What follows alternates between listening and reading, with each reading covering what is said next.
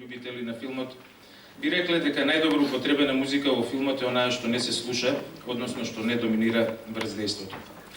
Може би такви се Алфред Хичкок и Џон Форд, но иако луѓето што ги гледаат нивните филмови велат дека не се сеќаваат на музиката, сепак Хич и Форд во своите филмови уфрлаат сонгови, па Дорис Дей ќе пее "Ке сера сера", кај Хичкок во "Човекот што знаеше премногу", како и во други филмови на Хичкок, каде што се слушаат популарни numери. Истото можеме да го кажеме и за Џон Форд, како например во филмот "Таа носеше жолта панделка" или "Моја драга Клементина", каде што се изведуваат сонгови и имаме музика која што доминира во филмското дејствие. Филмовите на Хичкок се поврзуваат со музиката на Бернард Херман. Во 60-та година Херман ја прави музиката за "Психо". Хичкок сакал таа сцена од 45 минути да нема музика, но кога Херман му е отсвирал музиката, јас се надевам дека се сеќавате на оние налудничави шкрипења на виолини во сцената под тушот. Хичкок немал друг избор освен да прифати сугестијата на неговиот композитор. Како награда за добро завршената работа, Хичкок му го дуплирал хонорарот на Херман. 3 години подоцна пак, Херман му сугерирал на Хичкок во еден друг познат филм, "Птици", да нема музика. Композиторите се чуден сој. Во филмот има само шумови, што биле правени со инструментот микстур траутониум. Овака звучи тешко да се изговори, а сигурно уште потешко да се свири на него. Не и се, тоа било во 60-тите години, Крафтверк доаѓаат дури подоцна. Колку е значајна музиката за Хич, кажува и тоа што во едно од неговите камео улоги, знаете дека Хичкок секој сакал да се појавува накратко во своите филмови, поточно во "Странци во воз", Хич мкне еден контрабас. Тоа сигурно се сеќавате и на таа сцена.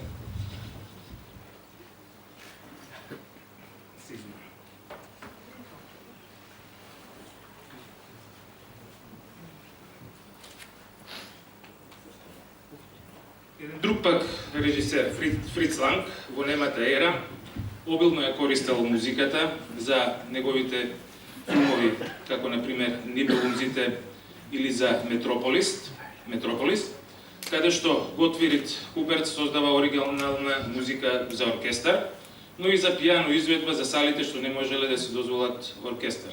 Во звучната ера пак Ланг ретко користи музика, но сепак не можел на холивудските продуценти да им го одбие барањето Марлен Дитрих да запее во неговиот филм озлогласениот Ранчо Ноториус.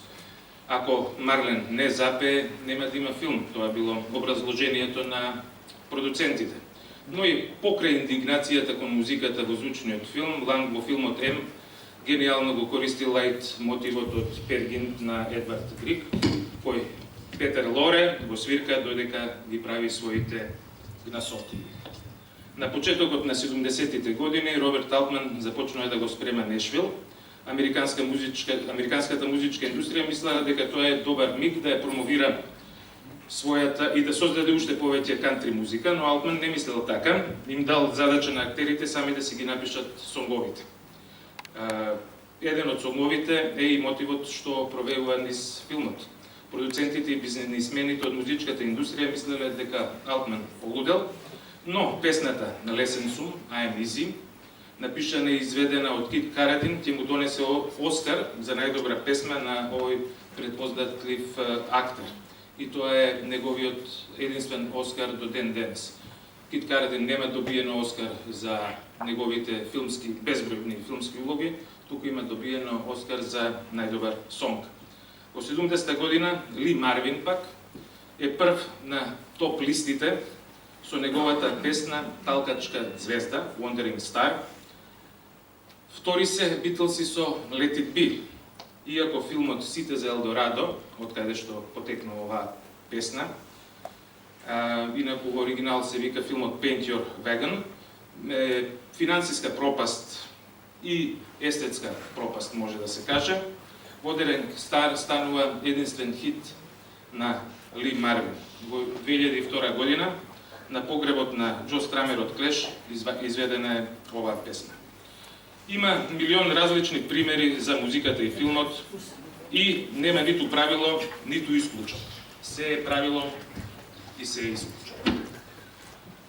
Можеме ли да го замислиме кој тоа таму пее без маестралната изведба на Миодраг и Ненад Костич и Несречник сам од Малена, или Одисеја и Кјубрик без Заратрустра на Штраус?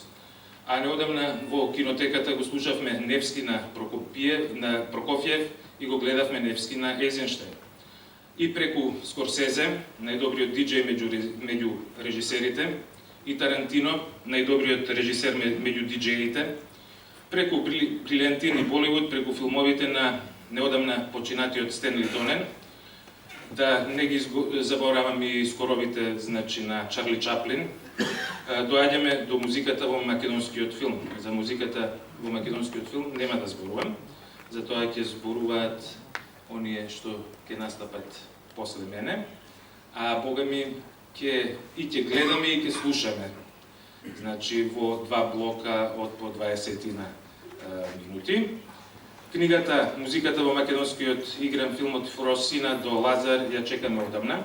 Всушност во кинотеката книга чекаме веќе 5 години. Последната филмолошка книга кинотеката издаде во 2014 година. Како што стојат работите, мислам дека повторно не чекаш суша, но не се, еве пред нас ова филмолошка, музиколошка студија, која што за нас ја напиша Александар Трајковски. Роден 78 година во Скопје, дипломиран на факултетот за музичка уметност во Скопје, на оделот за музичка теорија и педагогија.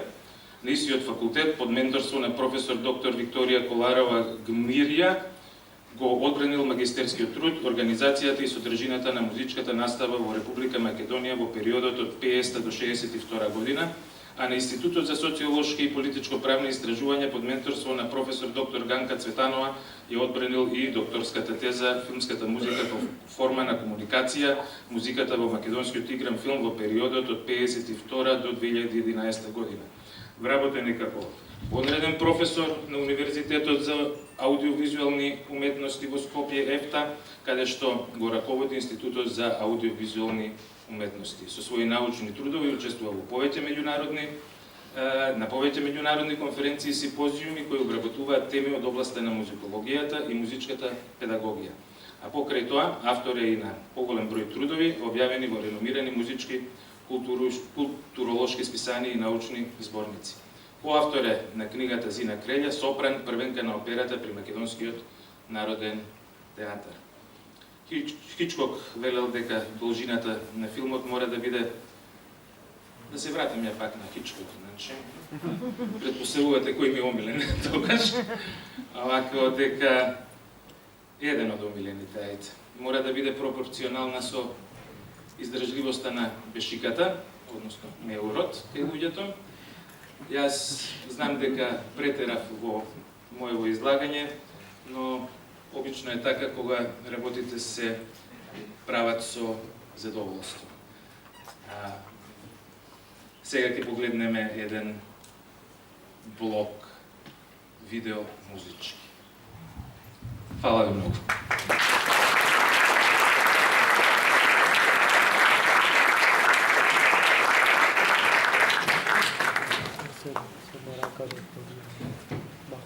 Народ за промоција на една книга, што значи дека Ацо сме ја погодиле работата. Знаете како? Владо фино кажа за кричавите виолини на Хичкок, психо, нели? Убаво кажа за убавиот син Дунав на Одисеја 2001, а јас како познат архивски глодар ќе кажам нешто друго пред она време што Владо го збориш. Еден познат джез музичар, светски познат кубански джез трубач Артуро Сандовал кажал една фантастична мисла, а тоа го имаше и како реплика во филмот Сандовал Стори, за него, нели, приказната за него, филмувана, каде што неговиот ликот на Сандовал го игра Енди Гарсија, вели вака: музиката е слика на душата на човештвото.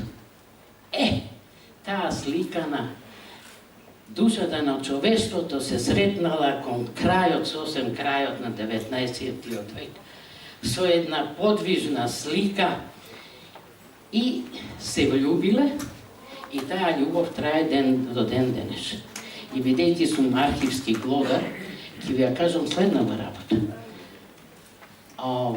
Првите проекции уште имало на тие неми филмови, нели? Имало музичка придружба од оркестар или од солисти, клавиристи, виолинисти, бидејќи теоријата вели сакале да го тргнат вниманието на гледачите од брнчењето на кинопроекторот, кој што практично во тие години се наоѓал во самата сала, нели, меѓу гледачите. И за да го одвлечат вниманието од тоа брчење, ставиле музичари пред филмското платно и така да го привлечат вниманието на гледачите. Но, многу брзо, проекторот го сместиле во кинокабина и го изолирале звукот на кинопроекторот. Но музиката останала и натаму пред филмското платно. Повторно музичарите свирале, ја следеле приказната действието на платното и ќе кажам неколку работи што се однесуваат за нас. Во Битола, познато е во битолските кина во тоа време кога се прикажувале неми филмови, свирел оркестарот на браќата Сламари. Потоа во Охрид, во Струмица, во Штип, во Скопје свиреле оркестри составени од виолини, мандолини и гитари. Во Прилеп, во киното на Напевци, Пане Напе има полуконцертен клавир. Самиот тој свирал пред филмското платно, од тоа имаме и фотографии, докази, нели? А јас имав и среќа, го затекнав Пане Напе жив, ја собирав мемоарската граѓа за кинотеката наша, нели? И четверорачно на истото, на тој полуконцертен клавир, ја отсвиравме и отпеавме мелодијата од Овчарчето Костија на Александров. Многу е поинтересна приказната во Велес. Таму, тоа професор ке вие знаете, веројатно ви бил и професор и вам и мене. Во Велес, во летните месеци, се враќал дома на ваканција од Белград, од Музичката академија во Белград, едно младо момче, и во киното на Зиката свирал навечер, ги придружувал немите филмови. Тоа го правел бесплатно, затоа што Зиката му овозможил да вежба преку ден. Тој студент на Музичката академија во Белград, подоцна ми беше професор, наш познат композитор, музички педагог Стефан Гајтов. Но, да, поздрав за сите, тие луѓе сега веќе не гледаат од озгледуваат што прават овие. Сега да видам докаде сум. Значи, потоа се појави тој звучен филм и Владо нема да ти конкурирам, но музиката повторно остана. Значи, таква љубов јас не можам да откријам. Филмот и музиката. Две уметности, а и подоцна и индустрии, нели? Си создадоа невиден брак кој што трае повеќе од едно столетие. сега да видам. Толку од архивското глодарство. Во почетокот на овој милениум правев големо интервју со нашиот реномиран режисер Димитрија Рули Османли и тој ми кажа една фасцинантна, ја до тогаш не го знаев тој податок, дека едно музичко дело било инспирација за да тој го сними филмот Мементо. Тоа е Рапсодијата за Скопје на нашиот маестро Александар Джамбазов. Одвој добровека.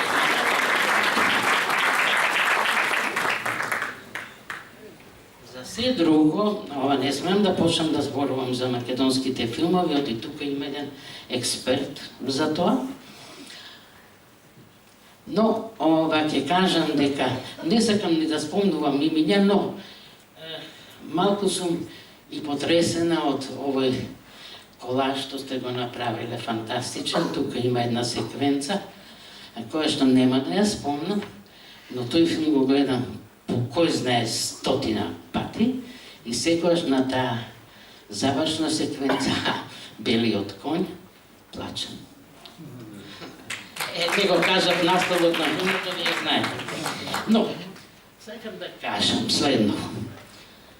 Јас сама си се пријавив да видам уредник на книгата на Александар Трајковски. Повеќе причини имаше зошто се пријавив самата, но ќе кажам две. Прво, аудиовизуелното творештво и аудиовизуелно културно наследство на секој народ, но не се само носачите на слика и тон културно наследство, но туку се она што следува и што го следи едно филмско дело. Тоа се вакви стручни и научни трудови и тоа е целовитоста на културното аудиовизуелно наследство наше. А втората причина е многу лична, кажа. Филмот за мене, филмот ми е професија и голема страст. Но она што никој не го знае, го знаат оние најблиските. Музиката, уште од најмалите, од детството, била и ќе биде до крајот на мојот живот најголема моја љубов.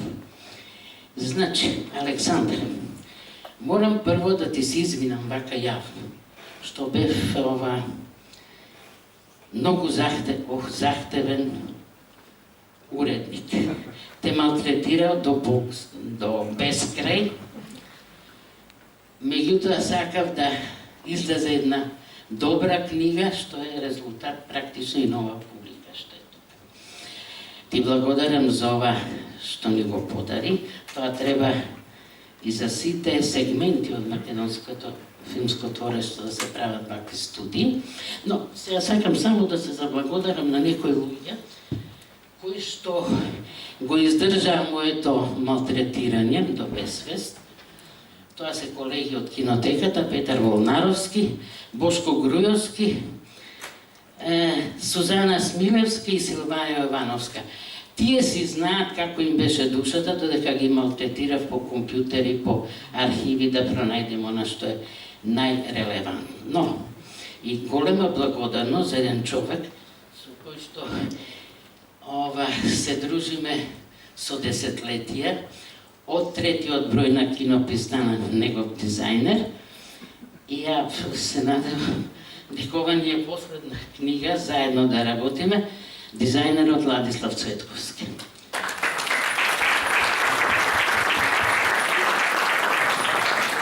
Се друго за македонскиот филм и за таа врска со музиката, со нашите велелепни композитори, музичари, кои што најдоа заеднички јазик со режисерите, ќе видите во оваа книга од Александар. Александар, уште еднаш ти благодарам, извини за сите малтретирање, но ти благодарам за ова чудо што ова беше неверојатна Александар направи невозможна мисија. Пробајте и ви. Се најдобро.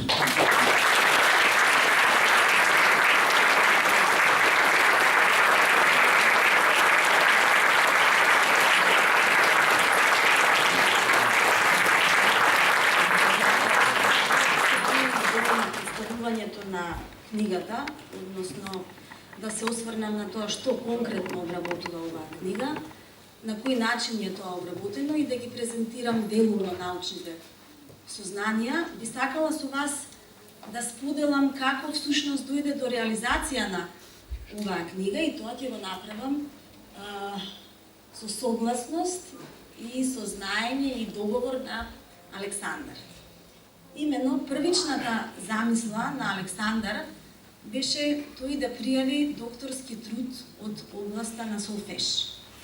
И бидејќи јас во публиката гледам професори по солфеж, ќе ги замолам да не ми забележуваат што ќе кажам следно, а тоа е дека јас воопшто не се воодушевив од таа идеја и веднаш реагирав, почнав да го разубедувам од една страна, а од друга страна му сугерирав да неговиот докторски труд биде во областа на филмската музика, по-конкретно во музиката на македонскиот игран филм, бидејќи тој веќе предаваше предмет филмска музика на историја на филмската музика.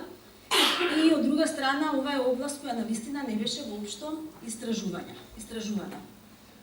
На мое големо задоволство, тој ја прифати и сугестијата и предлогот.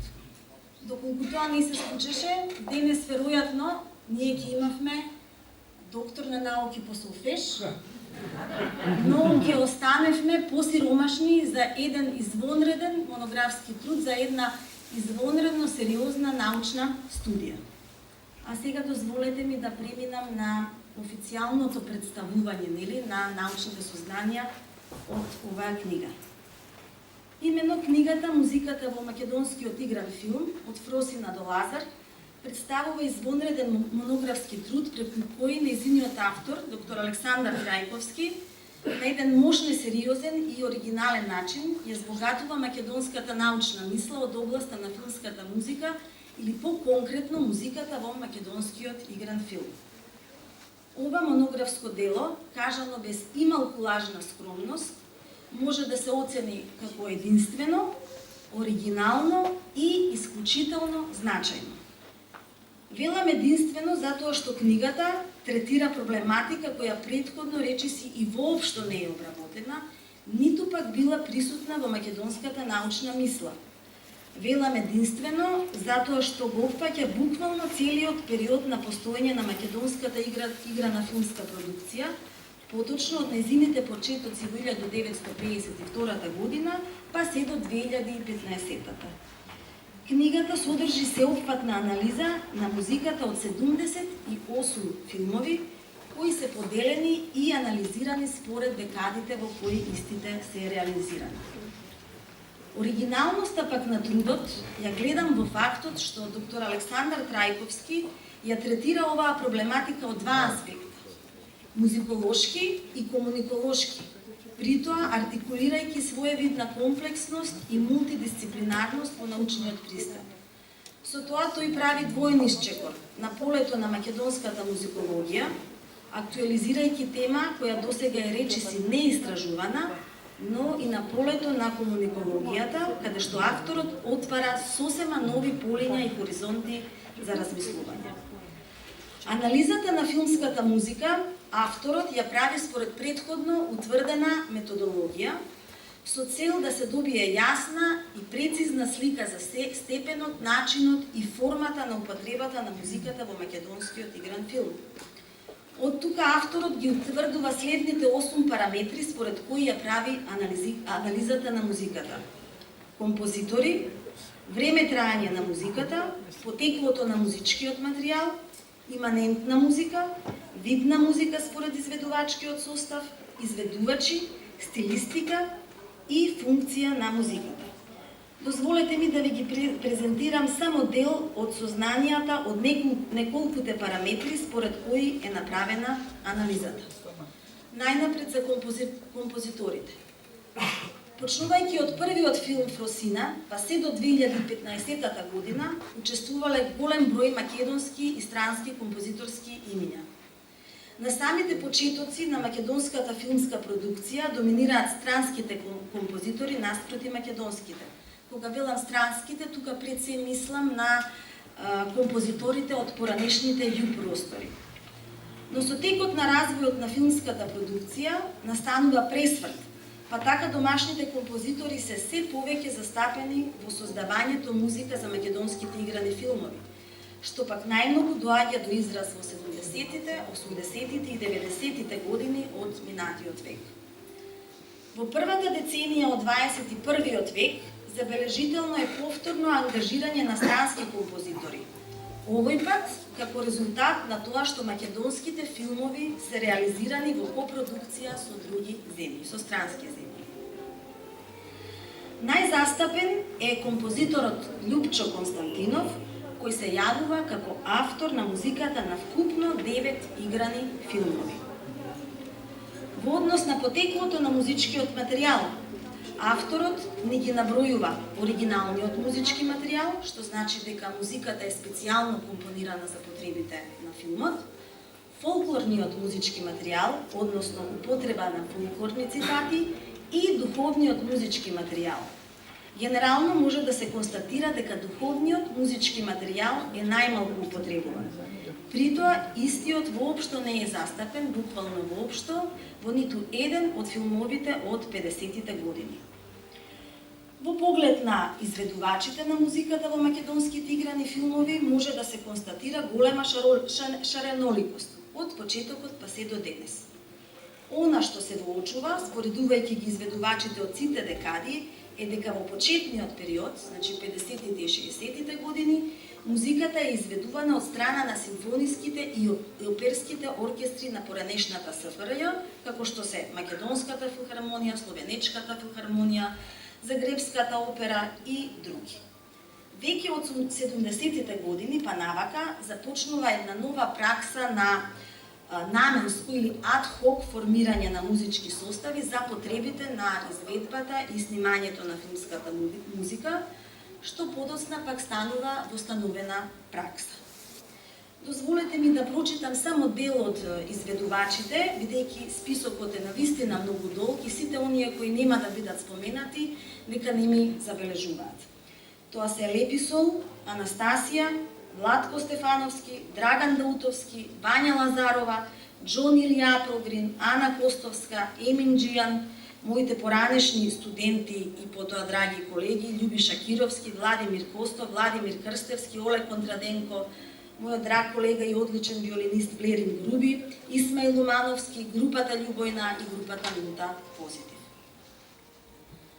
Во однос на стилистиката на музиката, која по дефиниција мора да ја следи стилистиката на самиот филм, постои голема разноликост, првенствено заради разновидноста во изборот на тематиката на филмот, режисерите и композиторите. Стилскиот јазик од 50-тите години, како и оркестрацијата, се многу блиски до западноевропскиот музички доцен романтизам. Во 60-тите и 70-тите години почнува да се применува еден поинаков, модернистички пристап на музичко обликување, својствени за европскиот и американскиот игран филм од тој период. Во подецнежниот период пак забележително е влијанието од актуелната европска музика од 20-тиот век, како и влијанието на симфонискиот џез. Споменав дека овој труд е исклучително оригинален, пред се заради фактот што во македонската научна мисла филмската музика за прв пат се третира од аспект на комуникологијата, односно како своевидна форма на масовна комуникација.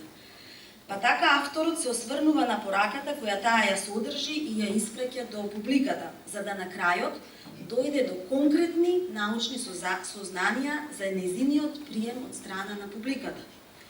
За таа цел, доктор Александар Трајковски во својата книга им посветува значаен дел и на режисерите и на композиторите.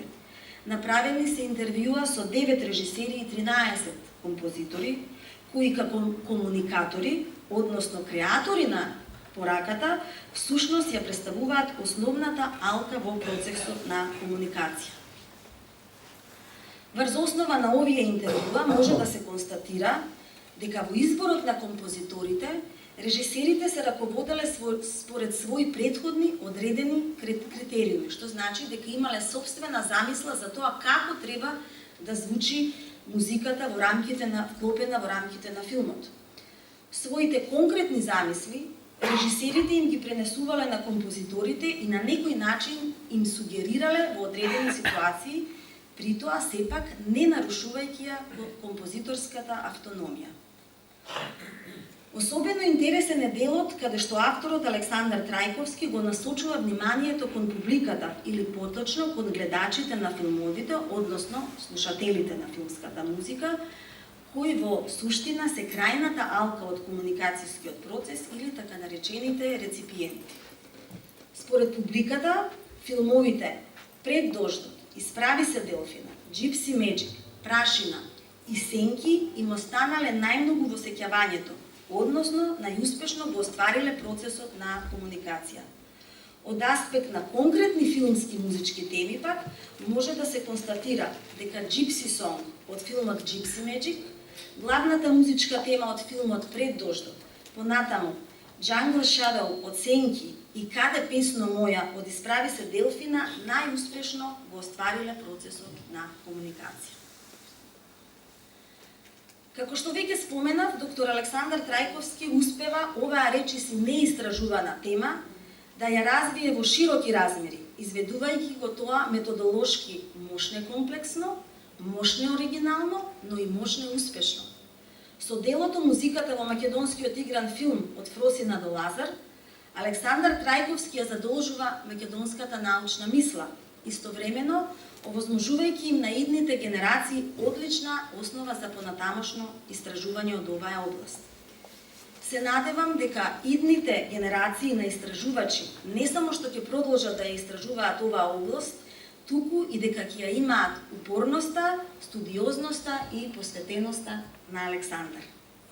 Александар, јас уште еднаш ти честитам за овој извонреден монографски труд и истовремено сакам да ти се заблагодарам што ми ја даде довербата да бидам промотор на ова извонредно дело, а вам, почитувани присутни, ви благодарам на вниманието.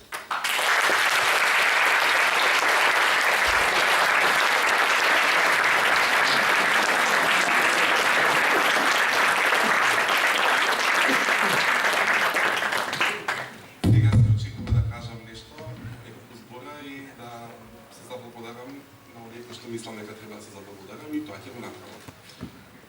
Значи, професорката ми вели благодарам што сум ја дал довербата да биде промотор на оваа книга, а јас си велам дека и немав некој друг во предвид и немав некоја друга замисла освен таа да седи до мене и заедно да бидеме дел од овој настан.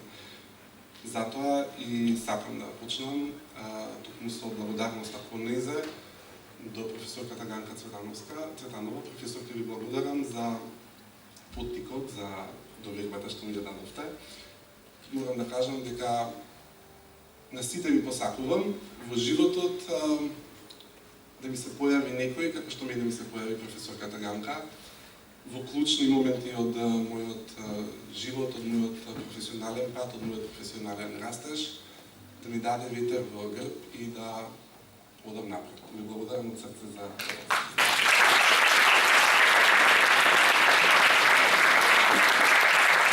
идејата. Кажа дека почна со неа и ја разработувавме. Јас тогаш искрено не знаев во какво море се впуштам да пливам и додека почнав да пливам видов дека е тоа многу длабоко и дека е многу широко. И потоа кога почнав да работам и со Илинка, видов дека е уште подлабоко и уште пошироко. И затоа сега втората благодарност ја допатувам на Илинденка, со која што се запознавме заради книгава. И јас се чукнав на врата еден ден и се представив кој сум и кажав дека сакам да работам на оваа проблематика и така да ми даде некој совет да ме насочи. И од тој момент до денес настана една голема љубов, голема врска, големо разбирање и сето тоа вроди со овој плод. И да благодарам за се што направи да излезе оваа книга.